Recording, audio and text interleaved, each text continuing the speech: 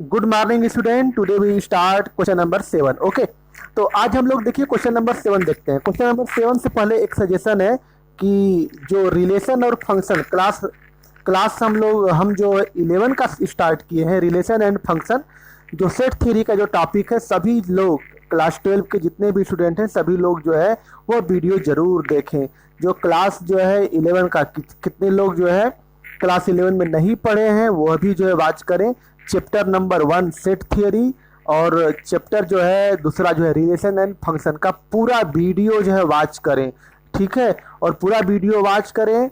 और इसको जो है क्यों कर रहे हैं, ऐसा इसलिए कि जो क्लास 12 का जो चैप्टर है पहला रिलेशन और फंक्शन, और जो है कम से कम 7 और 8 चैप्टर पूरा मिला करके 7-8 चैप्टर रिलेशन एंड फंक्शन जो क्लास 11 की जो सेट थ्योरी 2 चैप्टर का है, पूरा जो है बेस्ड जो है पूरा उसी पर जो है टोटली जो है क्लास 12 का जो सिलेबस है उसी के ऊपर है। इसलिए जो रिलेशन और फंक्शन है और वह जिसको जो है 2 चैप्टर नहीं समझ में आया वो क्लास 12 का पहला दूसरा चैप्टर और भी जो चैप्टर है वो नहीं समझ में आने वाला, इस बात को याद रखिए, ठीक है। और हम जो है क्लास 12 का जो सिलेबस है हम पुनः जो है रिवीजन करने का मौका जो है नहीं मिलेगा, पुनः दोबारा पढ़ाने वाले नहीं हैं, याद रखिए, कान खोलकर सुन लीजिए, ठीक है। कि जो है बहुत लोग जो है नहीं पढ़ रहे हैं, हम देख रहे हैं कि नहीं पढ़ रहे हैं, यहाँ पर जो है दिखा पर डे हम देख रहे हैं कि कौन कौन वाच कर रहा है कौन कौन नहीं कर रहा है, तो उसका परिणाम वह खुद भोगेगा, ठीक है। और लास्ट में जो है उसे स्वयं अपने से ही पढ़ना पड़ेगा, ठीक है ना। हम जो है रिवीजन कराने का मौका मिलेगा ना कुछ करने का मौका मिलेगा, तुम लोग खुद जो है स्वयं जो है अपने से तब फिर पढ़ोगे, ठीक है। तो इसलिए मैं डेली जो वीडियो अपलोड कर रहा हूँ उसको जो है पर डे देखो, ठीक है, पर डे देखो और उसको जो है नोट्स बनाओ, ठीक है। और पूरा जो है और एनसीईआरटी का जो जो सॉल्व एग्जाम्पल है उसको अपने से सॉल्व करना है। होमवर्क में डेली जो एनसीईआरटी का एग्जाम्पल रहेगा वो सॉल्व करना है, इस बात को ध्यान ध्यान दो, ठीक है। तो इसलिए जो है डेली मैथ्स का वीडियो बना मैथ्स का वीडियो है कि 20 मिनट का 15-20 मिनट का वीडियो है, इसको वॉच करके नोट्स बनाना है और पूरा जो है तैयार करना है। और इसके साथ साथ ये लॉकडाउन बहुत अच्छा मौका है कि क्लास 11 का, इसीलिए जो है क्लास 11 का वीडियो हम जो है अभी सेंड कर रहे हैं तुम लोगों के ग्रुप में, ताकि जो है रिलेशन और फंक्शन का जो पूरा जो है रिलेशन और फंक्शन पूरा अच्छा तरह से आना चाहिए, तभी तो क्लास 12 के सारे क्वेश्चंस बहुत सारे जो चैप्टर है अच्छा तरह से समझ में आ जाएंगे, ठीक है। तो यह जो है कंपलसरी चैप्टर है तो उसको जो है अच्छा से रिवाइज करो, ठीक है। इतना जो है ध्यान दो कि अच्छा से जो है क्लास 11 का जो चैप्टर है रिवीजन हो जाए। सेट वाला टॉपिक जो है सेट थियरी और रिलेशन एंड फंक्शन जो इम्पॉर्टेंट है क्लास 12 के लिए, उसके बिना जो है 6-7 चैप्टर नहीं समझ में आएगा और बार बार रिलेशन और फंक्शन का यूज होगा। तो इस बात को ध्यान में रखते हुए जितने भी टॉपिक जो है पढ़ाए गए हैं 11 और 12 जो हम पढ़ा रहे हैं, 11 और 12 का तो हर वीडियो इंपॉर्टेंट है, क्लास 11 का तो हर वीडियो इंपॉर्टेंट है, ठीक है। जो रिलेशन और फंक्शन अभी हम पढ़ा रहे हैं, ठीक है। तो जो लोग नहीं पढ़े हैं उनके लिए बहुत अच्छा मौका है कि क्लास 11 का पूरा वीडियो वॉच करें, ठीक है। तो चलिए हम लोग स्टार्ट करते हैं आज का टॉपिक क्वेश्चन नंबर 7। तो रिलेशन और फंक्शन का जो टॉपिक है क्वेश्चन नंबर 7, आज हमको क्वेश्चन नंबर 7 बताना है। देखिए क्वेश्चन नंबर 7 कह रहा है कि if A equal to I plus J plus K cap, A equal to दिया गया है, और B equal to 2i minus J plus 3 K cap and C equal to I minus 2j plus K cap, find a unit vector. एक हमको unit vector निकालना है, vector parallel to the vector 2i minus B cap पर 3 से cap, यानी कि जो है इस वेक्टर के पैरेलल हमको क्या निकालना है, यूनिट वेक्टर निकालना है, ठीक है।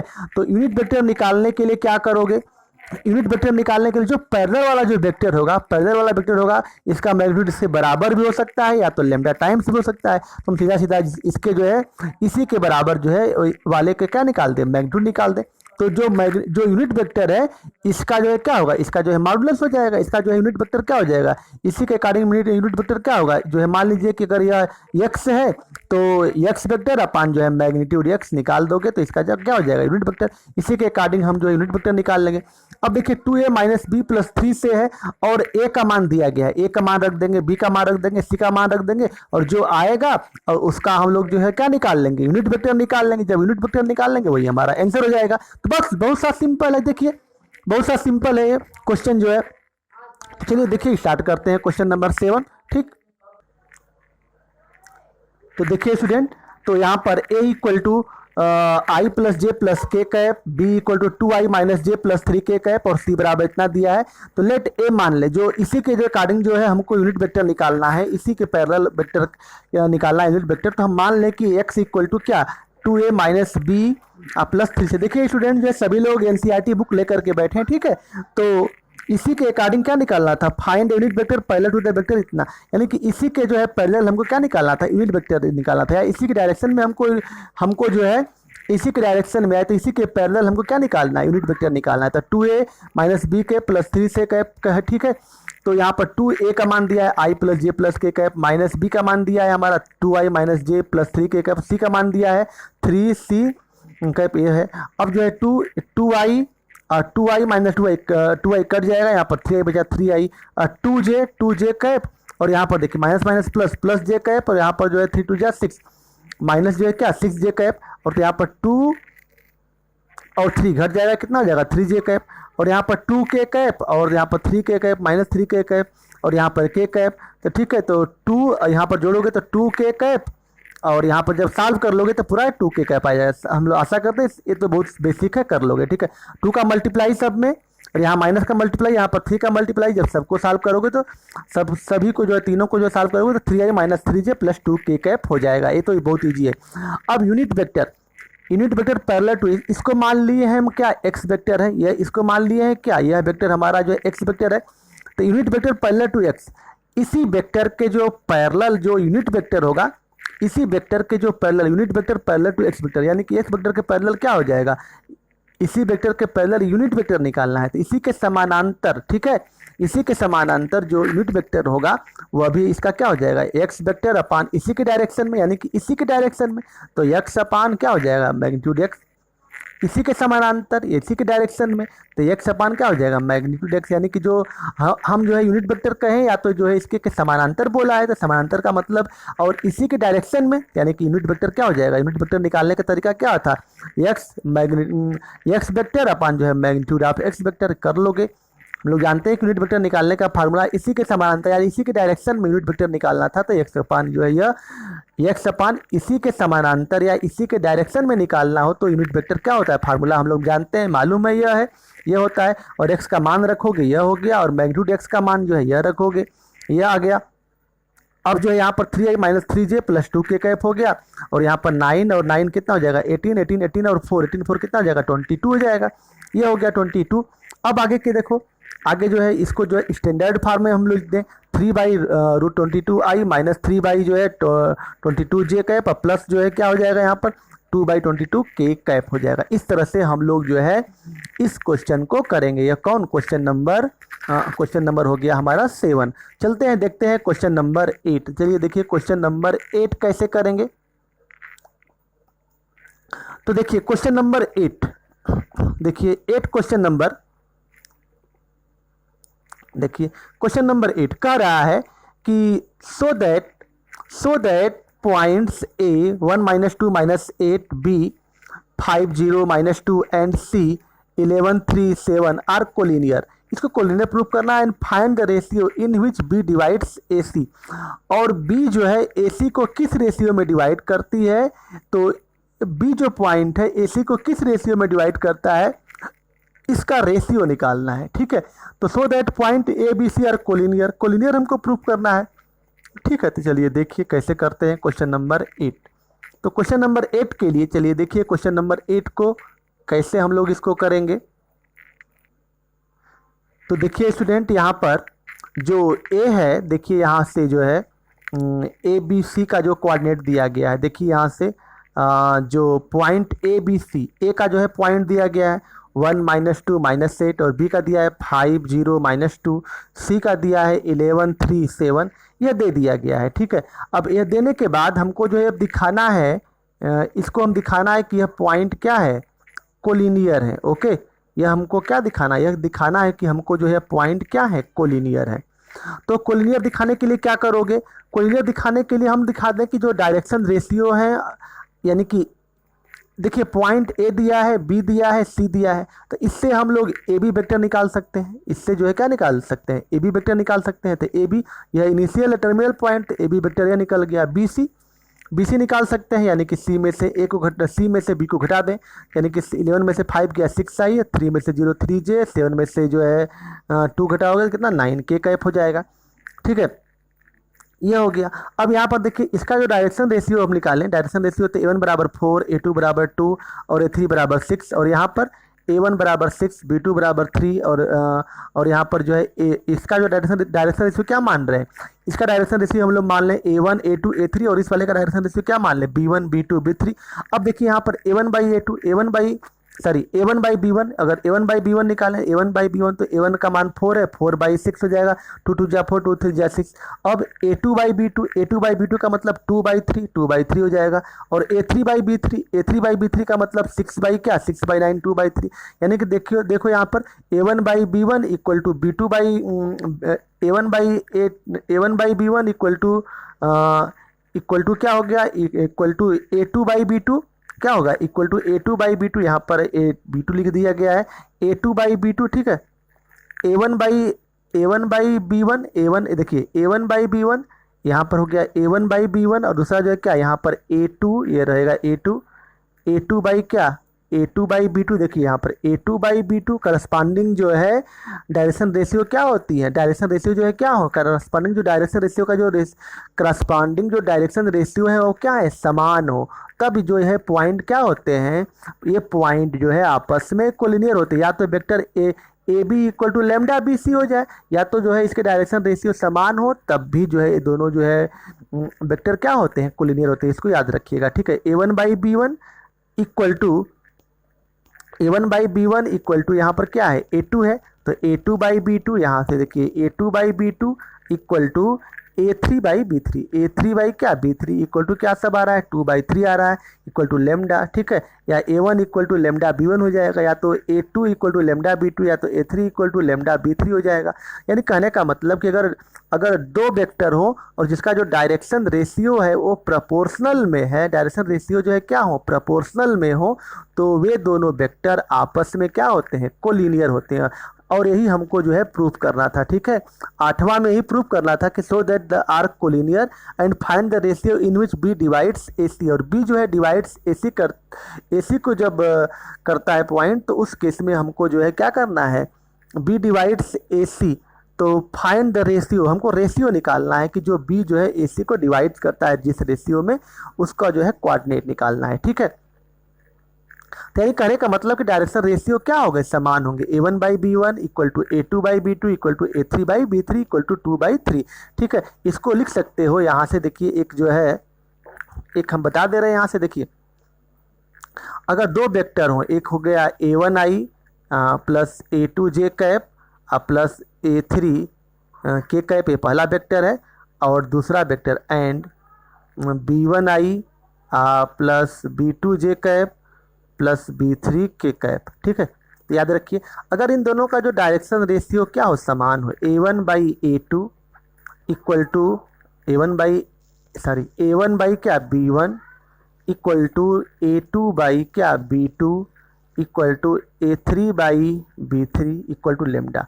अगर ऐसा हो तो ये दोनों वेक्टर जो है आपस में कोलिनियर होते हैं या तो पैरेलल होते हैं, ये दोनों वेक्टर आपस में क्या होते हैं, कोलिनियर होते हैं या तो पैरेलल होते हैं, इसको याद रखिए। ठीक है, अगर ऐसा हो, देखिए अगर करस्पॉन्डिंग अगर जो है डायरेक्शन रेशियो समान, जैसे देखिए A1 by B1 equal to A2 by क्या B2 equal to A3 by B3 बराबर लेमडा।